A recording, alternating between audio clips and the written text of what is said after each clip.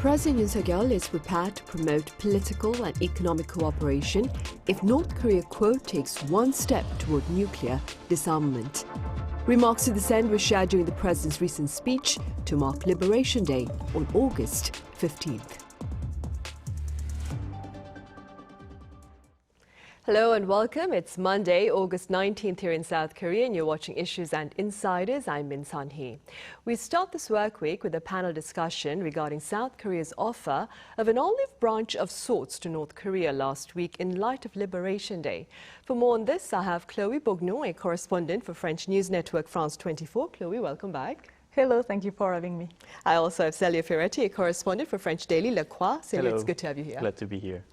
Right, Chloe, let's begin with details about President Yoon's Liberation Day speech, which came last Thursday. I believe he proposed an inter-Korean working group. Tell us a bit more about this envisioned group and its purpose. Yeah, so as you said, it was on National Liberation Day. It was a speech while also commemorating the 79th anniversary of independence of Korea from the Japan colonial rules in 1910 to 1945. What's interesting to note on this inter-Korean agreement is it's the first time President Yoon has been taking a personal approach and has personally defined the format, the level and the topic for inter-Korean dialogues. He has not done it since he started his mandate. So that's quite an important and strong point to notice on this thing.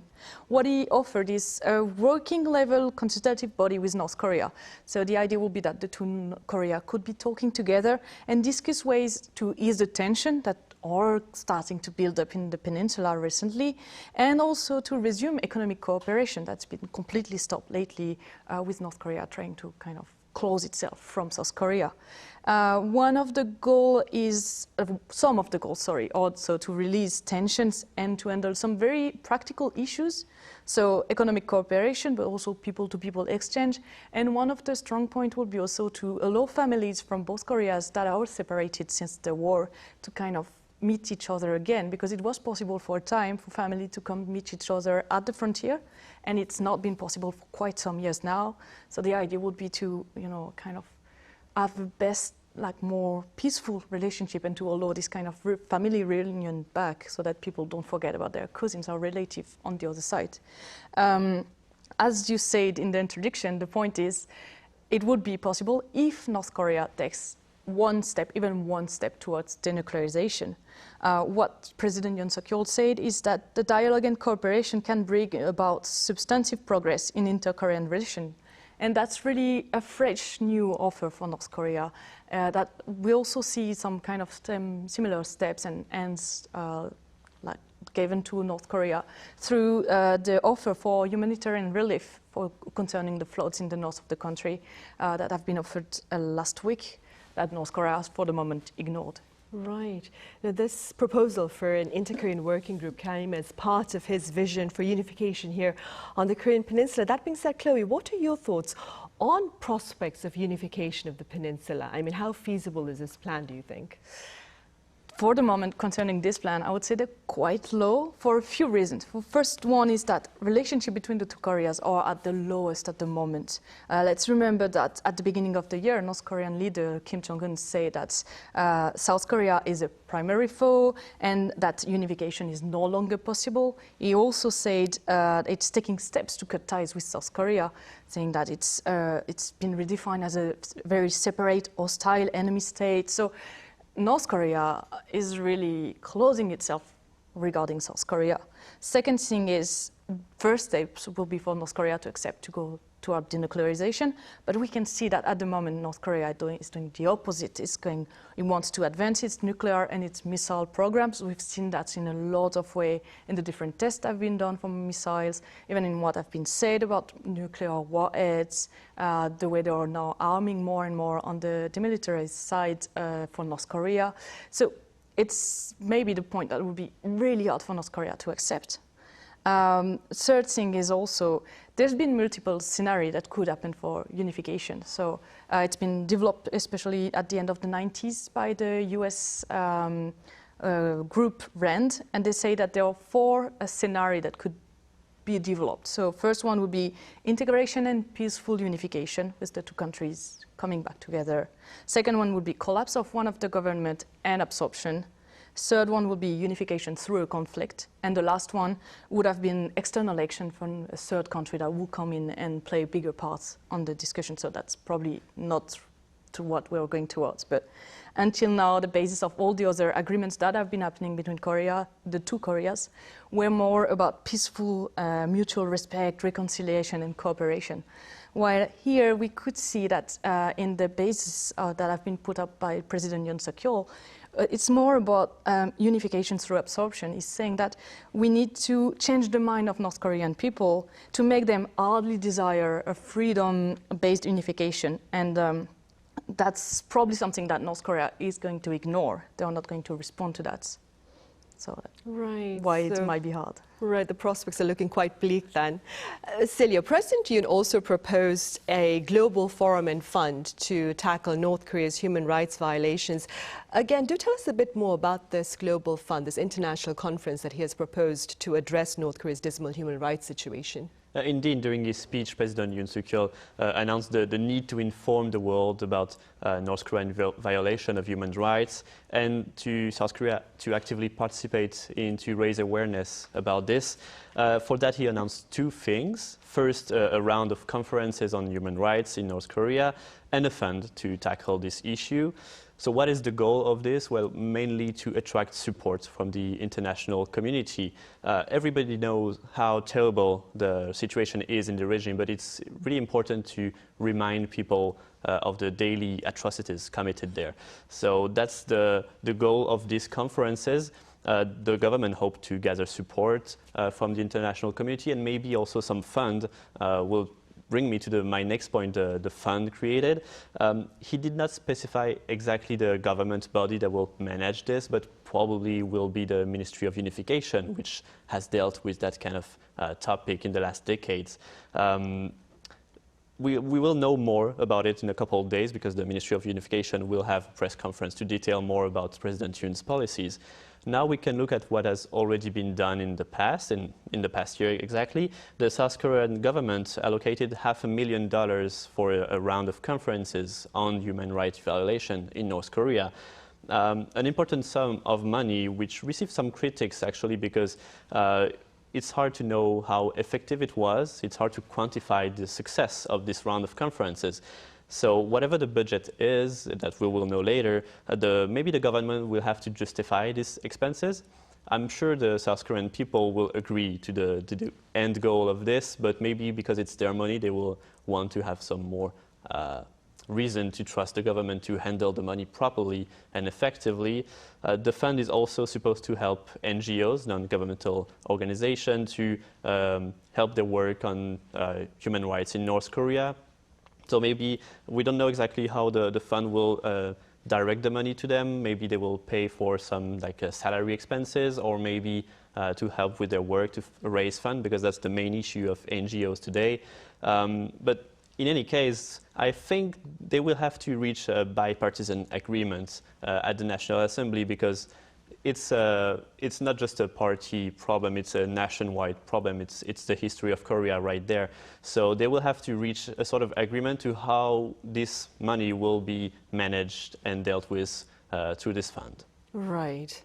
Celio, in the meantime, though, what do you suppose are the broader implications of South Korea seeking to raise greater global awareness about the sufferings of people in North Korea?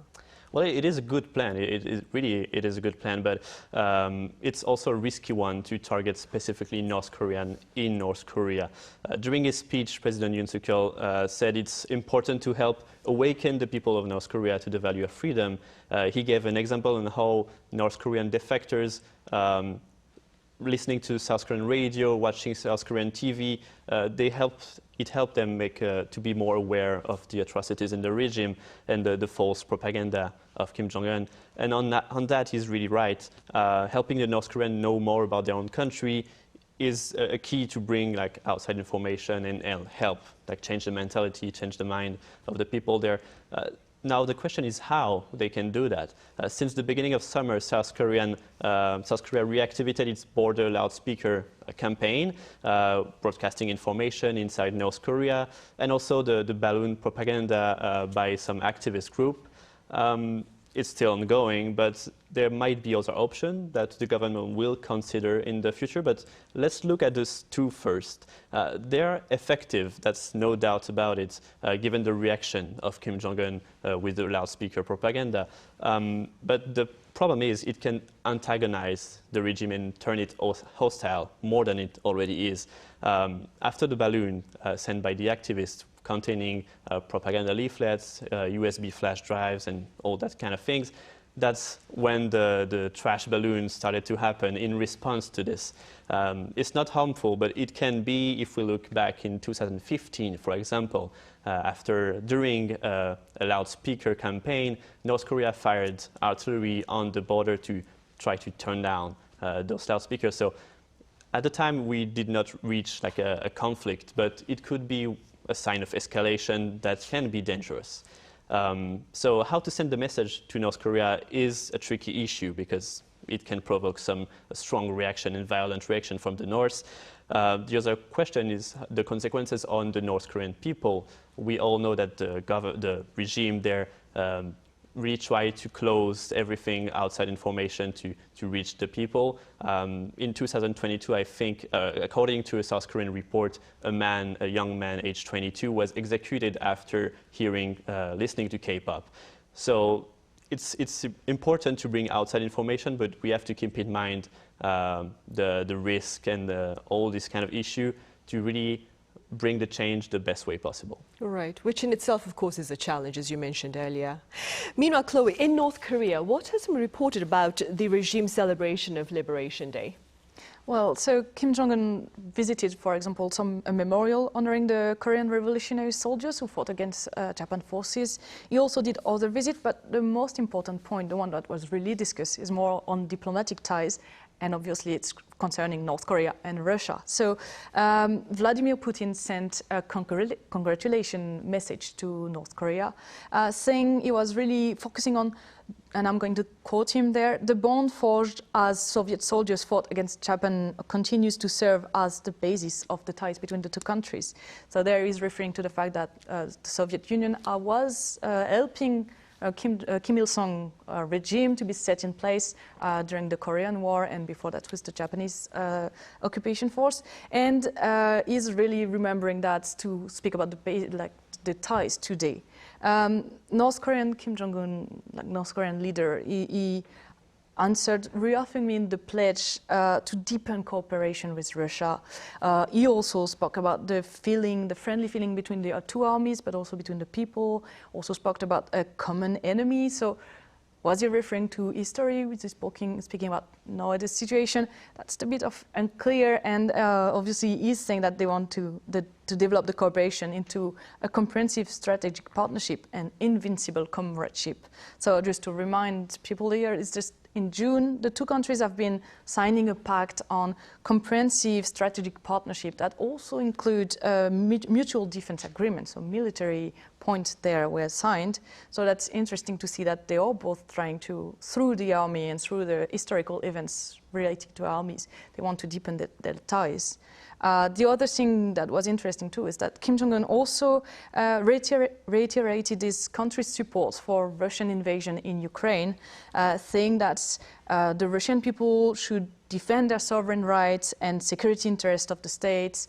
So he was really strongly putting himself forward to support Russia there in the war against Ukraine. Right, and perhaps expanding on what Chloe has just said, Celio, Kim Jong-un, he actually glorified his Russian counterpart Vladimir Putin's invasion of Ukraine. Now, some pundits say that this bilateral engagement between Pyongyang and Moscow will only last as long as the war in Ukraine. What are your thoughts?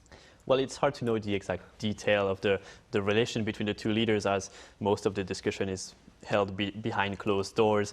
However, I have a feeling the relationship is a bit of imbalanced in terms of goal and expectation.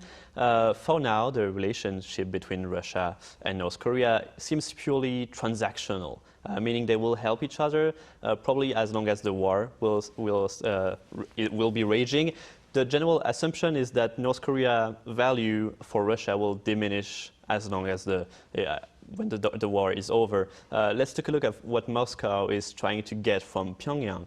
The most obvious and immediate need is military. Continued supplies of North Korean munition, missile, and maybe even personnel with the new treaty they signed together. According to South Korean media reports, North Korea sent technical and medical support units to Russian-occupied territories in Ukraine since the visit of Putin in Pyongyang, and is planning to send engineering troops for reconstruction work. So politically, Russia will also benefit from some sort of diplomatic support from North Korea. Since the war, Putin has been isolated on the international scene, so he's trying to get as much friends as he can get. But what is Kim Jong-un looking for in that relationship? Well, we can see that the opportunities North Korea imagines seems more long-term than Russia. Of course, supplying munition in exchange of money or maybe some food is good for the regime, but what Kim Jong-un is really trying to do is to create a framework to make some trade outside of UN sanction, for example, and to develop more bilateral cooperation. We can see some North Korean companies trying to access Russian market and sell their products there, which we haven't seen from Russian companies. So you can see the interest is really unbalanced. So for the regime, developing trade outside of sanction is essential to fund the regime, fund the nuclear program, fund all the army they have. But I think Moscow doesn't want that kind of long-term relationship with Pyongyang. So we'll see how it goes. And also we have to keep in mind that China is around the corner and China is watching, and maybe they will not like everything the two leaders can do together. Right. And speaking about funding the country, Chloe, North Korea, it's reportedly planning to open its borders to international tourists in December. What has been shared about this plan thus far? Yeah, so what we know is that one city will open back for tourists in December, so the city of Samcheon. We have the sources are just two China-based operators, and they have been sharing this on their social media, actually. So it's not any official communique, nothing from the North Korean regime, but one of the companies said, so far Samcheon has been officially confirmed, but we're seeing that Pyongyang and other places will open too. So they were kind of trying to show to people that maybe North Korea can open again.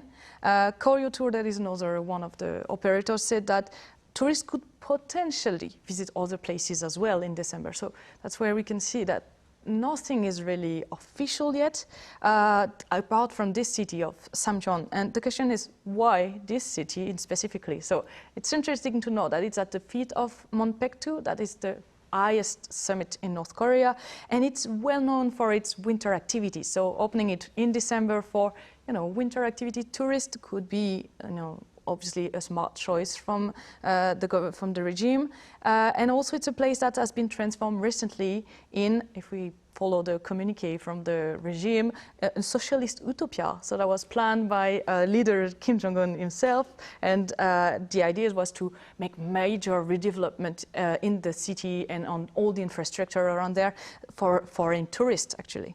So there can still be doubts, obviously, about the country opening again, because for now North Korea has only allowed Russian tourists, and very recently only when the ties with Vladimir Putin have been tying up a bit more. It's been very restricted, some specific groups only.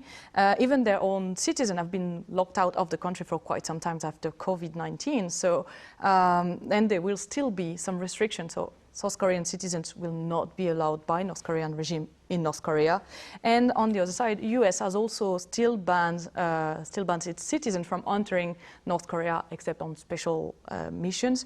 And that's been done since 2017 and the death of the American student Otto Warmbier, who was arrested and kept in prison in North Korea for some time. So that's the kind of limits and doubts that we can put on, will North Korea really open for international tourism or not? Right, will it or will it not? And yet I have to ask this question, Celio, do you suppose such plans for tourism by North Korea are perhaps some indication of its efforts or its hopes to normalize ties with the international community, do you think? the question here is the scale of the reopening. As Chloe mentioned just before, for now, the tourists will only be allowed in the Samjeon-Monpektu area, which was already a travel hub, a travel destination. But it seems the regime wants to upgrade it. As she said, during a visit last month, Kim Jong-un mentioned new project in the Monpektu area, rebuild the Samjeon airport, turn a military ski base into a ski resort, new hotel, new railways, all the amenities for international tourism. This presumably aims to make the area a major tourist hub in the country, away from the capital, which was usually the main area the tourists would go. Kim's plan to revitalize the international tourism will be aimed at tourists from friendly countries, as he said last month. We'll see if that's still the case in December. But it raised question on who will be able to access North Korea.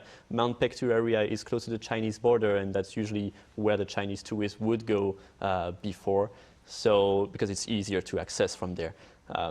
Also, Russian tourists has been in the country now, but we don't know yet about the Westerners, because usually they arrive in Pyongyang, and going to Pyongyang to Monpektu can be a really difficult trip.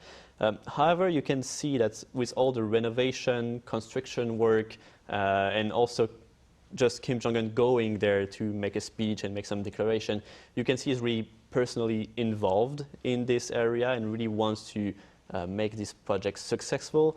So you can see it's really a serious thing. And for North Korea, tourism is a hard cash money. They need that. They need that for their program, nuclear program. So I think this opening for tourism is a good way for them to attract more and different funding to keep the regime alive. Right, I see. Well, I'm afraid that's all the time we have for this edition. Celio, as always, thank you very much for your time and your thoughts. And Chloe, thank you very much for your insights. Thank you. Right, well, we end this edition of Issues and Insiders right now. Thank you for watching. See you same time tomorrow.